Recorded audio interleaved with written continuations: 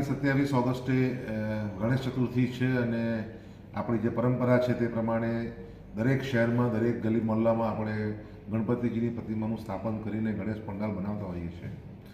સરકાર દ્વારા આ પ્રવૃત્તિને પ્રોત્સાહિત કરવા માટે ચાલુ વર્ષે શ્રેષ્ઠ ગણેશ પંડાલ માટે એક સ્પર્ધા જેવું સરકારશ્રીએ આયોજન કર્યું છે, જેમાં 4 મહાનગરો અને બાકીના 29 જિલ્લાઓ, આમાં જે શ્રેષ્ઠ ગણેશ પંડાલ હશે 4 મહાનગરોમાં અને 29 જિલ્લાઓ થઈને જે શ્રેષ્ઠ હશે તે પ્રથમને 5 લાખ રૂપિયાનું ઇનામ, દ્વિતીયને 3 લાખનું અને તૃતીય હશે અને 1.5 લાખનું ઇનામ આપવામાં આવશે. આ ઉપરાંત જે 29 જિલ્લાઓની એન્ટ્રી હશે એ પૈકી 5 પ્રોત્સાહક ઇનામ પણ 1 લાખના સરકારશ્રી દ્વારા યુવક સેવા અને સંસ્કૃતિ વિભાગ દ્વારા આપવામાં આવશે.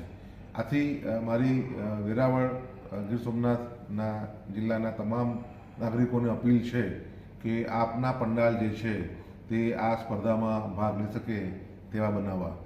વિશેષ આમાં અપેક્ષા એવી છે કે આપણા સૈન્યએ ઓપરેશન સિંદૂર મારફત દુશ્મન દેશોના દાંત ખાટા જ્યારે કર્યા છે તો આપણા જવાનોની શૌર્યગાથા આમ જનતા સુધી પહોંચે આ પંડાલોના માધ્યમથી.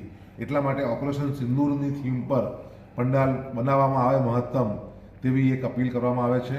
અને જે આ પંડાલો છે તેનું સિલેક્શન કરવામાં જ્યારે આવશે તો સિલેક્શનમાં પંડાળનો શણગાર, પંડાલ દ્વારા જે સામાજિક સંદેશો લોકો સુધી પહોંચાડવાનો પ્રયાસ કરવામાં આવ્યો છે તેની વિગતો, રોડ ઉપર કેટલું નડતરરૂપ આમ જનતાને થઈ રહ્યું છે તેની બાબત ધ્યાનમાં લેવામાં આવશે.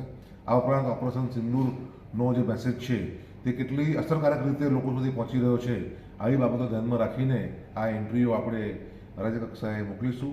આ એન્ટ્રીઓ કઈ મોકલવી તે નક્કી કરવા માટે જિલ્લામાં 2 પ્રાંત અધિકારીશ્રી છે, બંને પ્રાંત અધિકારીશ્રીના અધ્યક્ષસ્થાને કમિટી બનાવવામાં આવી છે અને તેમના મારફત જે સૂચન કરવામાં આવશે તે પંડાલોની એન્ટ્રી આપણે સરકાર કક્ષાએ મોકલીશું.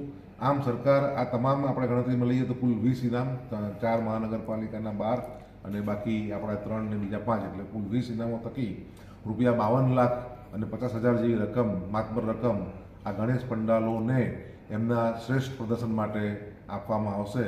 અને આ રીતે લોકોને આ પંડાલોમાં પ્રોત્સાહિત થાય, લોકો સુધી યોગ્ય માહિતી પહોંચે, લોકો સુધી યોગ્ય સમાચાર પહોંચે, યોગ્ય સંદેશ પહોંચે તે માટે સરકાર એક નમ્ર પ્રયાસ કરવામાં આવે છે.